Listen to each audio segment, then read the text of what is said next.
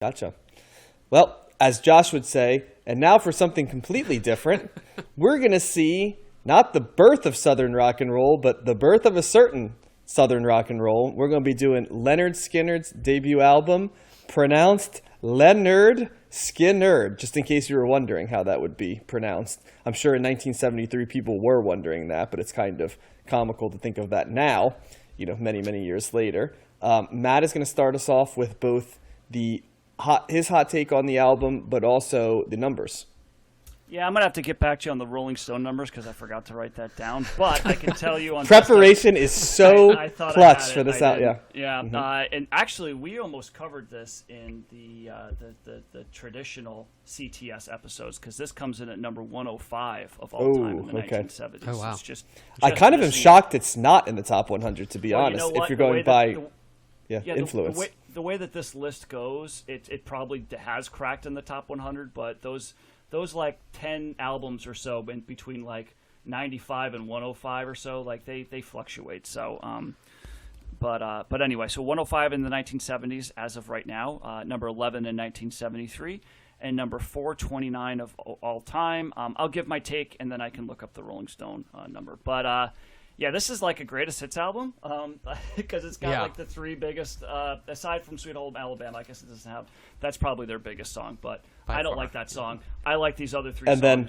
That Smell I'd like to throw in there too because that's a fucking awesome song. So I will. Oh, yes it is. That's a great, yeah. Can't you smell that? Smell? So, I mean, it's no surprise. The three big songs on here, Tuesday's Gone, Simple Man, and Free Bird, were my favorites. It's almost like all the other songs, and there's only 5 other songs on here. It's a relatively, short track list. Well, dude, Give Me 3 Steps is a freaking gigantic song, too. Holy cow. So Yeah. I'd throw that in there, yeah. Yeah, I not as big. To me, it's not as big as the other ones. But according to Spotify, it's got 117 million, and Tuesday's Gone's got 78 million. So I would reverse the word that, of the people. Yeah. All right, okay. well. All right. So, but I think the other half of this album is it's just blues. Like it's just them doing it. It kind of reminded me of like Allman Brothers, Southern blues rock. And very easy listen. Kind of forgot about how much I loved Tuesday's Gone. I don't listen to Freebird a lot, but there's a reason why that joke of the Freebird drive people out. Freebird, because that's got to be an awesome song to see live. But yeah, interesting. Mississippi Kid was a little interesting. I was detecting a little the kind of mandolin going on there. It seemed like a little Led Zeppelin 3-esque, with trying to go to more acoustic mandolin type thing. So that was kind of a little bit of a curveball, a little different. But yes, Give Me 3 Steps. I didn't really know that was Skynyrd. So, but straight up, blues rock tune. The production's very smooth on this album. You can kind of. It's a little bit more polished, I think, than some of the stuff that we were listening to in the '60s, and so I liked it. But for me, the highlight is I've always loved Tuesday's Gone. I love the tone of that. It's very melodic. There's some great piano solos. There's a great piano solo in there, but there's some great keyboard work on throughout this record, so for a band that I don't really listen to a whole lot, that mostly I've listened to through movies, maybe there's a song or two on a soundtrack or something like that, or just on the radio, or just other people, or it's just out in the ether. I liked it a lot. It was a real fun record to listen to. Went by fast and reminded me of some of their great songs. So thumbs up for me. I'm down with the Skynyrd on this record. Yeah, this is such a strong opening debut statement from them. It's concise. It's powerful. It is their debut album. Yeah, and 4 of the 8 songs are like classic hits that everyone knows. I mean, that is a strong start, in my opinion. I really like this album. I was really surprised actually because I didn't know any of the songs outside of the 4 big hits on this, and I really like those as well. I think they complement, Tuesday's Gone, Give Me 3 Steps, Simple Man, which we haven't talked about, which is great, a great like strong ballad, and Freebird, and the other ones just go down just as well as the other ones. I got really like strong I just blanked on what my comparison was going to be. Well, okay, let me back up. I like the honky tonk piano on Things Going On. I like the harmonica on Mississippi Kid. I thought Poison Whiskey was a great song, and I really like kind of the bluesy aspects and how they embrace. They're real. If you define Southern rock, this is kind of it, right? I don't know what the actual definition is, but Lynyrd Skynyrd, you can hear it. They got a strong lead singer. They just kind of got the confidence and the rocking sensibility that and that comes through on every song on the track. And yeah, it's great. I really like how short and to the point it is as well. That's always a strong thing. And this kind of reminds me also of God, I can't think of anything tonight. Okay, Matt John, why don't you go ahead while I look up all my references that I can't remember. I feel like I've listened to a lot more Skynyrd than you guys, because this is like, first of all, when Matt said these are the songs, they're the bullshit, because they've got like Give Me 3 Steps, which is an awesome, like on this one, which we didn't talk, but like What's Your Name, Little Girl, which is like one of my favorite debut tracks ever on Street Survivor. You know, like What's Your Name, Little Girl. It's like the perfect swaggering song. That Smell, which I talked. I mean, they've got all kinds, and they have really good deep cuts too on their albums. I also have always been fascinated by Lynyrd Skynyrd as a band, because I think for those that don't know, like Lynyrd Skynyrd's like the ultimate Southern rock band in terms of like modern Southern. Like we've done the Allman Brothers, right? And they're a Southern rock band too. And so I don't want to say, I don't want to say like that Lynyrd Skynyrd created Southern rock, because they absolutely did not on a number of fronts. But in many ways, they're like the manifestation of Southern rock in the 70s, and then kind of like the Southern rock that we think of as Southern rock. And in many ways, they were every bit as influential as some of the bands we talked about that so many people tried to copy, like Zeppelin and Sabbath and stuff, because Lynyrd Skynyrd spawned a ton of bands too. I just think like so much of their origin story is like the South, right? A lot of mythology. I mean, even down to, the plane crash that killed... it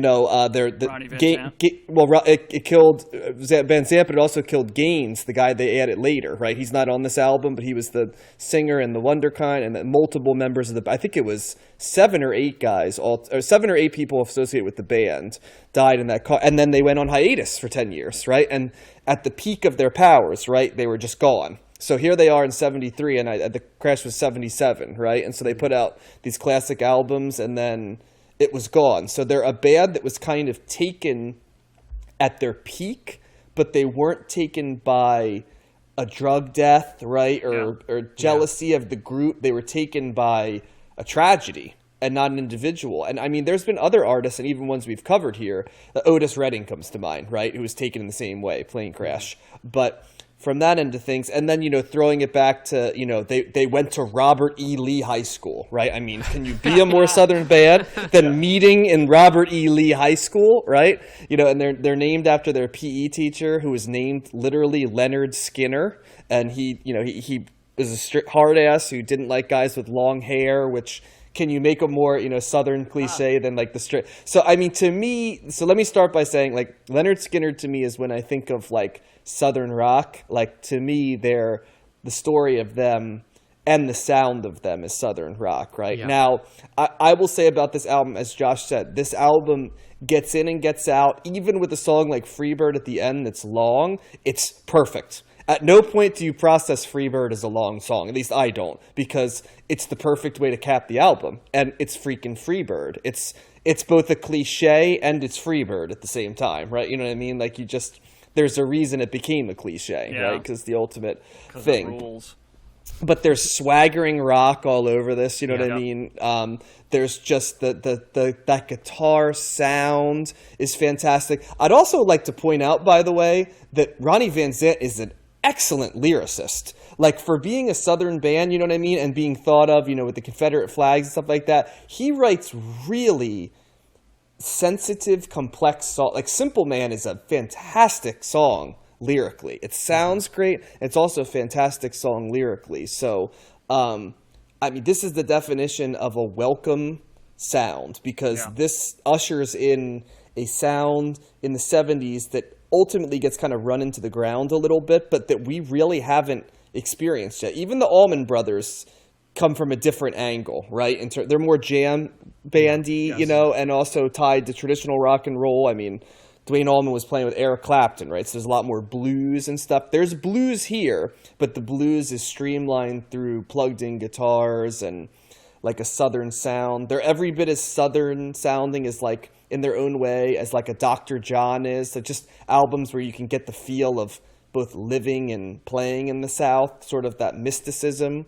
So yeah, this is a real high recommendation for me. And if you are not familiar with I believe from this album until the plane crash, I want to say they did 5 albums. I'm pulling it up now so I can give good information.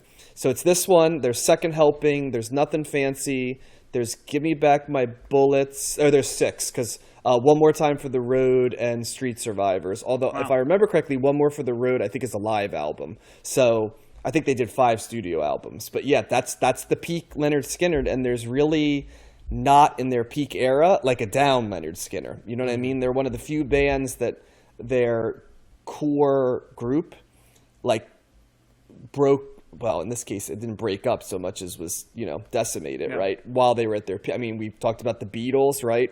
Are another one that did that, but there aren't many, right? Most hold on for, you know, if you're lucky, only 1 or 2 too many. In some cases, you know, quite a few years too many. But so you think there were no duds in that 6-album run? I mean, there's better albums than, you know, the great. I mean, I think most, for me, this one, Second Helping's pretty darn strong, and Street Survivors, right? Or Soul Survivors. Those are the top Street 3 Survivors. Well, yeah, and I didn't even look, but I mean, those are the 3 that come to mind immediately, right? And One More for the Road was designed to give you a feel of what it's like to go to a Lynyrd Skynyrd concert, which, I mean, I've never heard it, but I'm sure it's awesome because, like, this band, that's the other thing. This album was designed to be played live. Absolutely. And that's a thing that's coming in the 70s, by the way. That so far we've only really seen with, I think, to me, Zeppelin, The Who, the Stones, and now this one. Those are the groups that clearly designed their stuff to be played to a stadium, but we're coming, man. Like, I mean, next week we do Boston, right? There's one. And then, you know, we're going to get Kiss later. There's another band that played stuff designed to be played live. Van Halen, right? Like, we're about to get into a bunch of bands that were designed to have their music played live and in front of lots of people. And so this is... You should throw the Allman Brothers in there, too. Yes, but in a different way. Their music was designed to be played live in the way the Grateful Dead's music or, you know, jam bands were, right? I think, like, but not in a stadium. Like, and maybe Lynyrd Skynyrd, maybe not for a stadium, maybe they're for, like, a large amphitheater, you know, is more their vibe, but it's the same concept, you know? Well, the comparison I was trying to make is they very much remind me of a Creedence album, in that it's like, song after song is really great, that they have that same type of, like, almost they're Lynyrd Skynyrd is different from Creedence in some ways in terms of, like, instrumentation and stuff. Their guitars are bigger and more plugged in. I think it's the biggest difference. Yeah, but they still have that, like, pure pleasurable sound to them, at least on this album. And I mean, if they only made, you know, 5 or 6 albums, one being a live album, that's a strong you know, run there, where every album is strong. Well, and they're, of course, from Jacksonville, Florida, which, you know, a place we're familiar with very well. But the Jacksonville, Florida of today is still an interesting place. But the Jacksonville, Florida of, you know, 1973 was definitively the South. And I think people who might be younger now, including us to some degree, I think we don't always put together that Jacksonville in that era was not like a more cosmopolitan place like it is now. You know what I mean? It was still very much the Deep South. Yeah. I mean, I wouldn't call it cosmopolitan. But... I wouldn't either, but you get what I'm saying. It's more Well, modern? I Is mean, that a better way to it's put a it? Yeah. city. I mean, Yes. it's a big city. There's that little area where they have all the shops and stuff by the water. That's the Kind only of- part of Jacksonville you've seen. Well, that's not true. I went to that club that we saw the hives in that club in that really kind of sketchy area. Yeah. But yeah. So I would also say that you mentioned, John, you were talking about Simple Man. That's got such a great. That's like a really good hard rock. It's not metal, but they're playing their instruments heavy on that, and it's got a very great minor. It's kind of like a minor key. It's like a serious. I don't want to say menacing, but there's certainly an edge to that. The song, the tone of the guitar, and the notes that they're going for, and that's just such a badass song.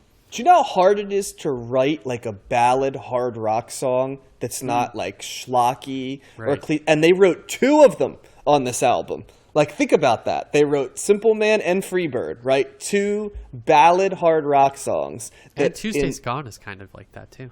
To some degree, yeah. I mean, that is not as much as the other 2 It's a in bit my more opinion. mellow. It's more of a piano-driven kind of, But I mean, it's so hard to write a song like that and it not be cheesy, because we've seen it done so many times, and neither of those songs are cheesy. You know what I mean? They vary, and I think that once again goes back to Van Zant's lyricism. You know, it's excellent.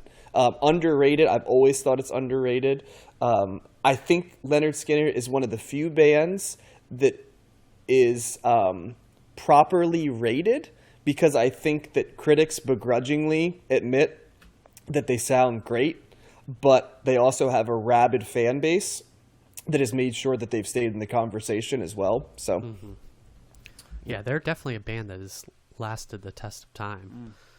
They Well, and they they almost have mythological status because of dying in a plane crash, I think, too. And I've got the Rolling Stone number. It's 381. Okay. So, time Yeah, that gotcha. together.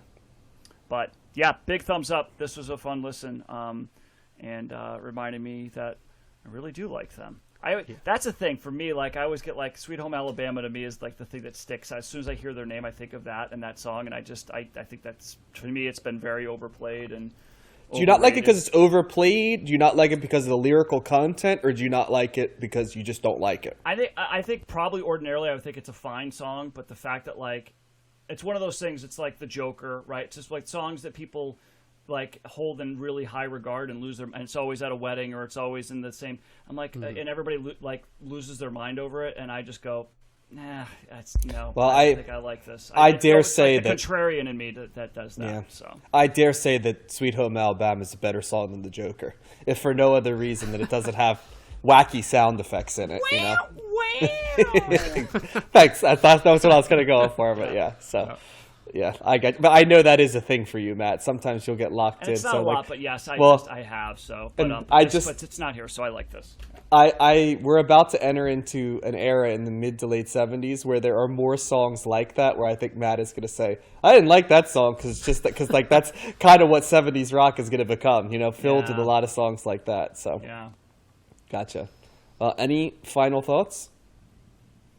I think this album is in my top 20 probably right now.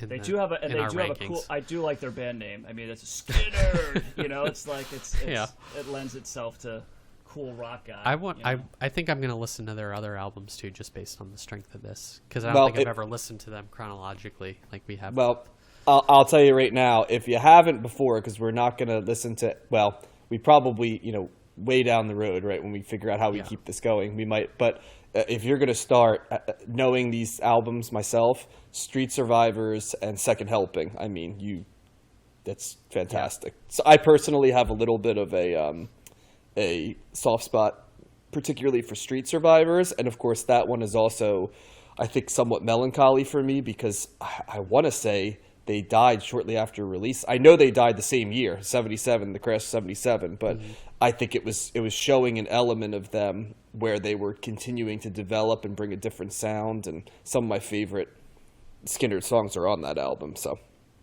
there you go.